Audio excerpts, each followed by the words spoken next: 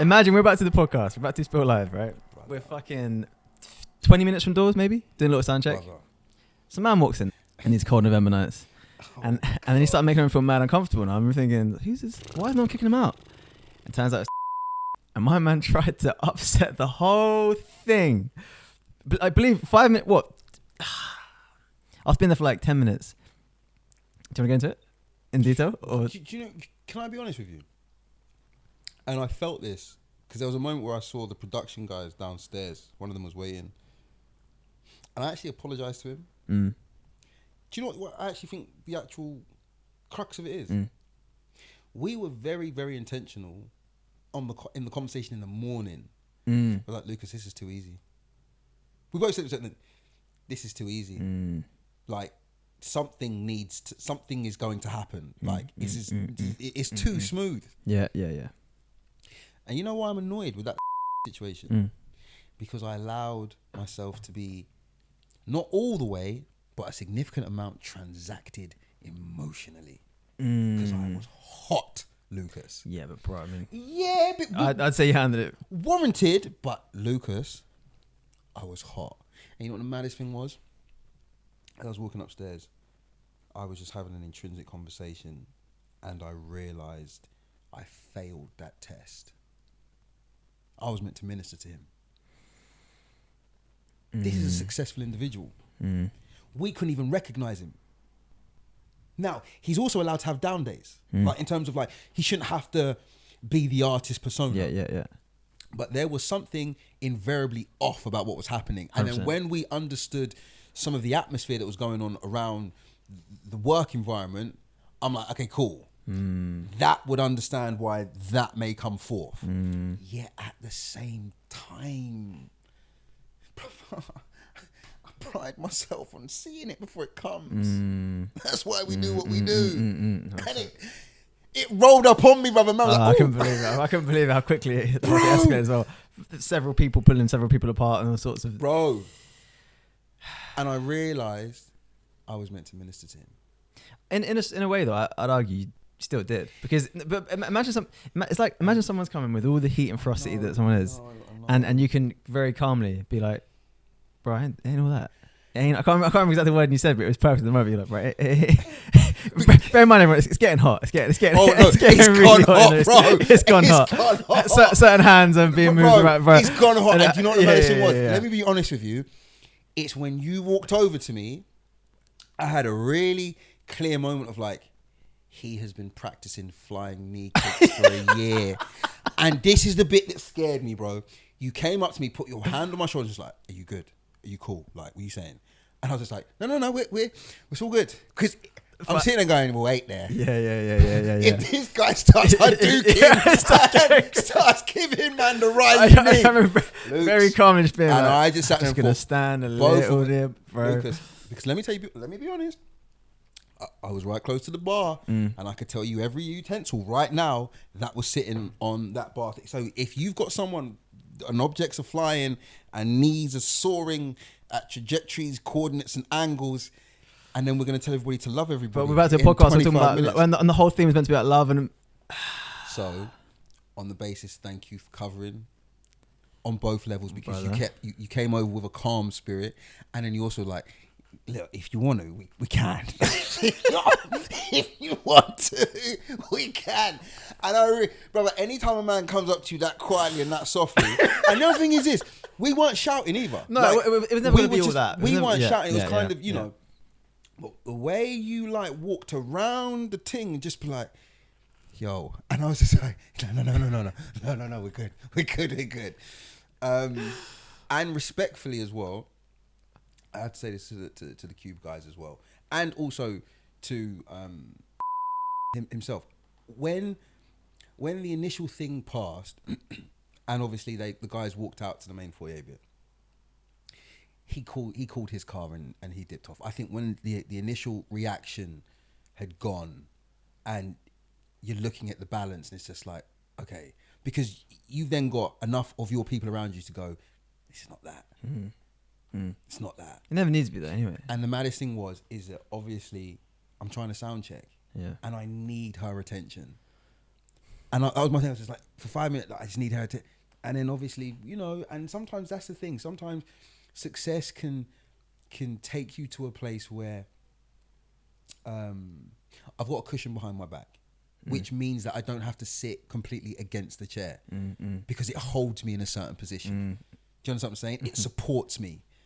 And if you've got an environment around you that supports how you are, then the minute that gets taken away, you're unstable. And that was my thing, where more so just the basis of where we are and how we are. Yeah. And on a spiritual level, I was meant to minister to him, and it was such a missed opportunity. But at the same time, I'm glad that it didn't turn into something crazy, because you've done an amazing job with the room and just setting up the production. And also, for as lovely as we are, people need to know, like, listen. Well, this is the thing. Love has boundaries. You know what I'm saying? And exit points and entry points. This is, I think it's all one and the same, because, like, as much as, obviously, like, this platform and the way that we generally move through the world is very sort of, we lean it, like, always trying to lean into the calmer, quieter, more patient approach, more peaceful response. Like you say, not to react, but to respond. You always say it takes 72 hours before you reply to a message. Like, just trying to constantly sort of tame the frustrating physiology of being a man.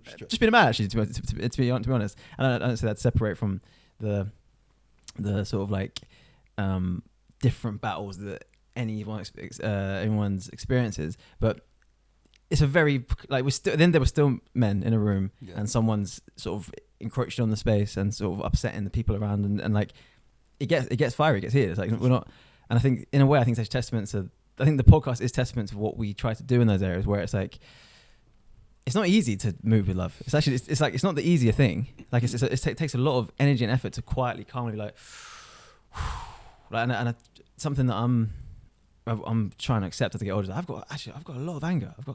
I've got so much so anger. mad you say that, because that was the thing that really came out to me. Yeah. If I had just gone straight and go, give me a hug, man. Yeah. Diffused. Not diffused. Yeah. There was a large portion of that when I was just like, come, all right. Yeah. And like that as well. That's a crazy thing how quickly. I remember seeing this video one time.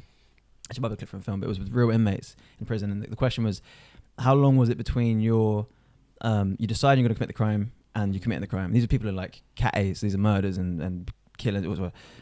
And they go around the room in a circle, and people are going 3 seconds, 4 seconds, 5 seconds, 1 second, 2 seconds. It's like a moment, one stupid fucking moment of male rage, and then your life's over, basically. And multiple people's lives are over. Your family's lives are over in some sense, and the person you've injured or hurt is life's over. And it's the dumbest fucking thing in the world. So like, it's amazing that even in that environment where we're about to talk about love in our podcast, and something can happen that ends the space and triggers a moment where people are pushing people I don't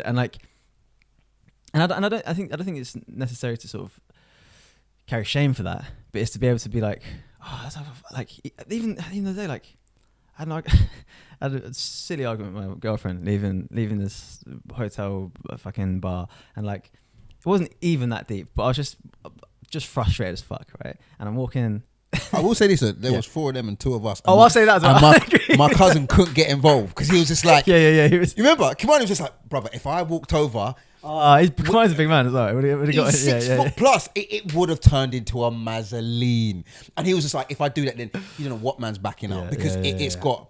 But what I did love, it was double the odds we had, and there was no flinch. And I was like, listen, my only thing was Abby and Layla were there.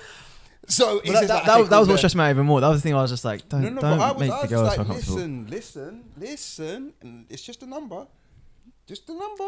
I'm going to put that number to test. Take time.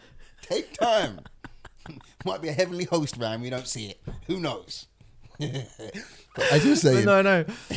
Just being aware of the sort of like, as much as I like to believe in something who's very like, or I try my absolute utmost to sort of always move with peace and calmly try and be like, that's annoying, but I'm going to try and calmly take that away in my own space and not be reactive and not respond with sort of frustration. But like, even the other day, like, leaving this thing, crossing the road, and this guy like nearly, like, so just had an argument with my girlfriend. Like, we were crossing the road to get to an Uber, and as I'm crossing the road, this like bike pulls up just a little bit too close, and just the immediate feeling of like, if he even beeps, he's come off the bike. he's come off the bike today. Today's the day. Today's the day. He And like, said, and listen, go obviously, on, beat my day. I dare you to fucking beat. And like, obviously nothing happened. And I'm probably chatting shit. That probably wouldn't have been the case. He probably would have beat, and I'd have just been annoyed and got in the car. But the feeling of like that fucking rage and frustration that's like probably testosterone fueled, like kind of pathetic, sort of like insecure, trying to prove yourself as a man in the world, or sort of trying to use your physical, sort of trying to use aggression to express what actually requires mostly just a hug, or like some sort of like, you know, much quieter meditative state of prayer even, or something. I mean, like, it's that constant battle was, and I know that whole story makes me sound like a fucking psychopath, but what I mean is like nothing happens in reality, but the internal feeling of that is so, it's shocking how sometimes immediately accessible that is. And like, that's why I think I always encourage men to do things like martial arts training and like Muay Thai or boxing, because it's like you start to get comfortable with utilizing aggression in a very controlled and peaceful way. You understand, and with people you love and care about, and you build these great bonds around it, and then you can move through your world much calmer. And also, the next time someone puts you in a position where you do feel sort of threatened or like emasculated or any of that sort of fucking shit, you are more self-confident in how you can hold yourself. So like, it is a bit easier to walk over to you and be like, bro, is everything right? Knowing that it fucking hurts getting kicked in the head. Do you know what I mean? Like, experiencing that, like, that's the end of a fight when that kind of happens. Like, it's a lot easier to be around that space when you've been in that space intentionally and very calmly. And also to only ever to de-escalate it, though. Not like the intention should never be to escalate it, but